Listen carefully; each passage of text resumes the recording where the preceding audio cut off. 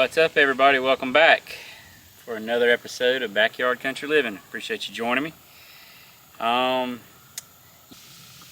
There's something that I mentioned in the thumbnail that is a must-have for the old tractor toolbox. I guess I could just go ahead and show it to you, and then we'll, maybe look at some of the uses we can use it for. So here we are, the roll of fence wire, baling wire, whatever you want to call it. Now before you click off, I know you were probably thinking it's going to be some great new gadget and some electronic, toy or whatever, but no. I can promise you this will come in much more useful than some little electronic gadget or whatever. Probably is a lot cheaper as well. But yeah, I just keep a roll of this, or not necessarily a roll. I picked this up at Tractor Supply. But I've got all kinds of wire around, old electric fence wire, different kind of wire. But I always like to keep a little piece or two on the tractor, because it can get you out of a bind when you're out away from the house, away from your barn or whatever, and something breaks or you lose a pin, a key, Carter key, something like that. This can come in very handy to get you back to the house anyway, as a temporary repair. So I jotted down a couple of things that it's a quick fix for, quick temporary fix for. So I make this in several different gauges.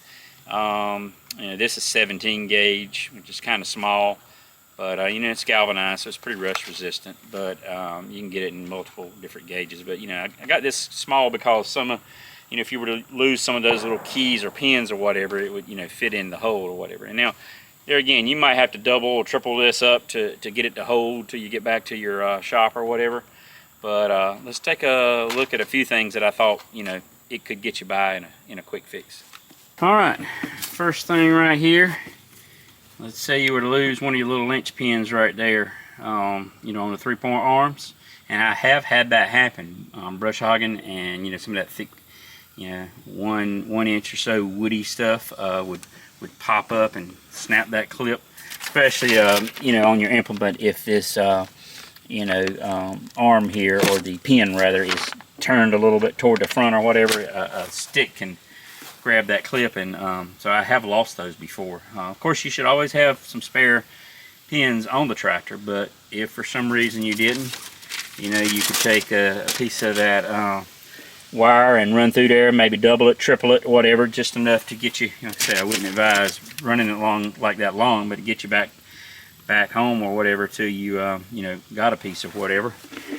Same thing with the stabilizer arms here. If you were to lose that pin for some reason, you could wrap it multiple times.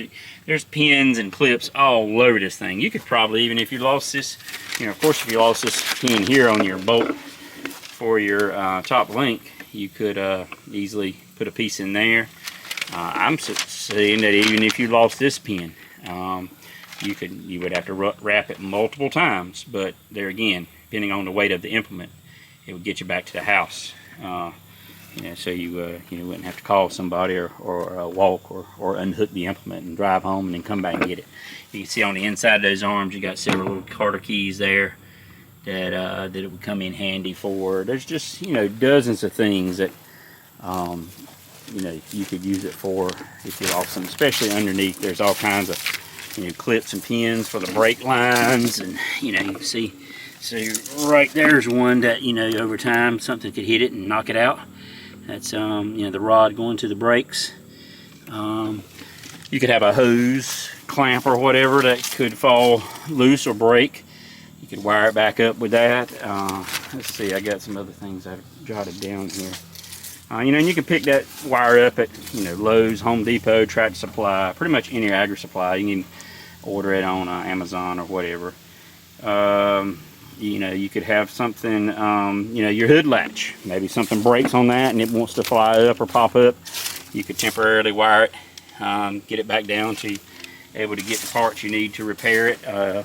You might even have a hose clamp that would break, or something. You might could double, triple that wire around there. Of course, you need a good pair of wire cutting pliers. I'd suggest like a pair of lineman's pliers. So if you had a hose or something that you needed to wrap it around there temporarily, then you can take those lineman's pliers and kind of twist it and pull it tight and get it to where, you know, it would hold in a temporary form. Let's see, what else did we have here? There, you know, it's always nice to have that wire on you if you, you know, got any kind of fencing around your property and, you know, need to make a quick fix on something that's, you know, a limb has hit a fence, or maybe you snagged it with an implement or with your forks or something like that. So it's always nice to have it for actual repairs on stuff like that. But yeah, anyway, that's you know, it's like I say, it's almost like having that roll of duct tape. And you know how duct tape can always get you out of a bind, you know, for a lot of things. But there's just so many clips, pins, hooks, whatever on a tractor that little roll. I think that was $7.50. They've got some rolls. I think, and that's 100 foot long. Let's see, that is this particular one is American Farming Works steel fencing wire. They get, you know, they have it in aluminum, like I said, in different gauges. So, but the aluminum, you know, tends to break easier or whatever. But anyway, just thought that would be a nice little thing if you don't have it, especially if you're a new tractor owner and you're looking something to kind of a fix-all kind of thing.